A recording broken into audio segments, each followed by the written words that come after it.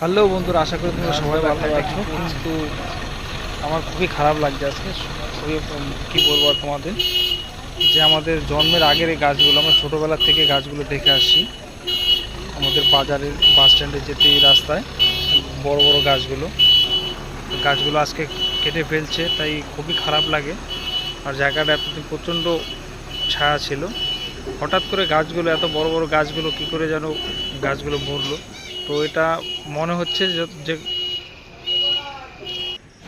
ব্যাপার আছে, নয়তো এই গাছগুলো এতদিন ধরে মরে না। লাইন ধরে গাছগুলো একসাথে এতগুলো গাছ মরে কী করে বলো? খুবই খারাপ লাগছে, কী বলবো আর তোমাদের। তাই ভাবলাম তোমাদের একটু শেয়ার করি। জায়গাটা দেখে তো পুরো ফাঁকা হয়ে গেছে। আর তোমাকে জানিয়ে তো তোমাদের